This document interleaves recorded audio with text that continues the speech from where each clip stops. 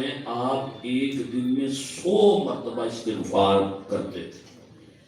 یہ بھی روایت کے الفاظ ہے کہ آپ 70 مرتبہ کرتے. تو یہ تو تعلیم امت کے لیے تھا. تو ہم تو اپنی صبح سے لے کے شام تک کا اندازہ لگائیں تو میں کہتا ہوں کہ ساری زندگی کے حساب کرنا بھی بڑا آسان ہے. 30-40 سال گزرے ہیں نا زندگی کے, تو ایک مرتبہ پیچھے والی ساری زندگی کو ایک دائرانہ نظر میں دیکھ لیں. اگر زیادہ گناہ ہوئے نیکیاں کام ہیں تو پھر آگے بھی پریشان ہی رہنا چاہیے کہ جب 40 سال میں نے گزار کے گناہ زیادہ ہیں نیکیاں کم ہیں تو آنے والے 20 سالوں میں کون سی ایسی کرامت پیدا ہو جائے جس کی وجہ سے میری نیکیاں بڑھ جائیں گی. اور موت کا کیا پتہ کہ کب آ جائے, کیا پتہ کہ ایک لمحے بعد آ جائے.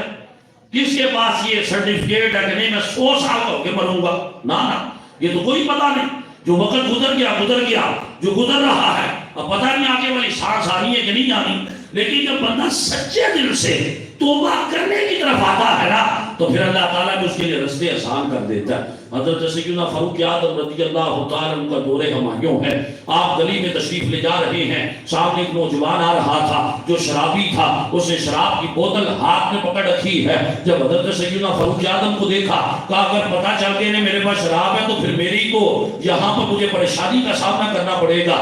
فوراً دل میں اس نے توبہ کی, ہاتھ بھی نہیں اٹھائے, فوراً دل میں توبہ کی. کہا باری تعالیٰ اگر آج تو بچا دے نا تو پھر میں کبھی بھی شراب نہیں پیوں گا. یہ اس نے کہا اور شراب کی بوتل کو اپنی آستین میں ڈال لیا. اتنے میں حضرت سیدنا فاروق اعظم رضی اللہ تعالیٰ قریب آ گئے. فرمایا جوان تیرے پاس کیا ہے؟ کہنے لگا میرے پاس سرکہ ہے. حالانکہ جب اس نے اپنی آستین میں ڈالی تھی وہ شراب تھی لیکن توبہ کر لی. فرمایا دکھاؤ سرکہ ہے کہ کچھ اور ہے؟ وہ جوان کہتا میں خود حیران رہ گیا کہ جب میں نے وہ بوتل آستین میں ڈالی تھی شراب تھی, جب میں نے باہر نکالی ہے تو اللہ نے اسے سرکے میں تبدیل فرما دیا.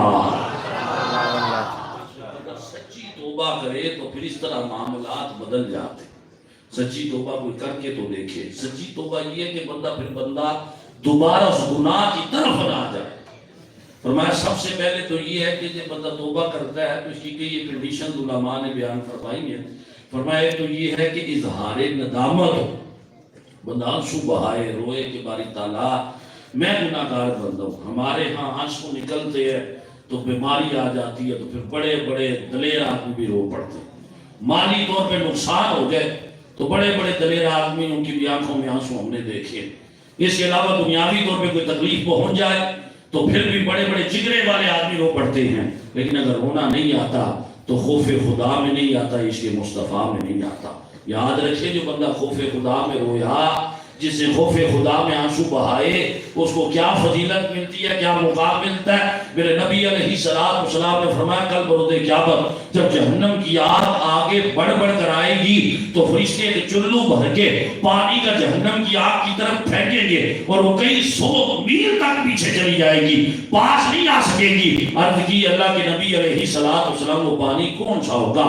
فرمایا وہ میری امت میں سے جو خوف خدا میں آنسو بہانے والے امتی ہوں گے ان کے آنسو ہوں گے جو کہ جہنم کی آگ کو دور بھی کر دیں گے اور ٹھنڈا بھی کر دیں گے. اس قدر فضیلت ہے جو بندہ خوف خدا میں ہوتا ہے, جو اس کے مصطفیٰ میں روئے. اللہ اکبر. ہمیں تو بس ہم نے دنیاوی چیزوں کے حصول کے لیے رونا سیکھا ہے, اس کے لیے جدوجہد کی ہے نا. جو اس کے مصطفیٰ میں روتا ہے نا یمن میں بیٹھا ہوا, اب ایسے کرنی جب سرکار کی یاد میں روتا ہے نا, سرکار یمن کی طرف چہرہ کر کے ارشاد فرماتے ہیں صحابہ مجھے یمن سے ٹھنڈی ہوا آتی ہے.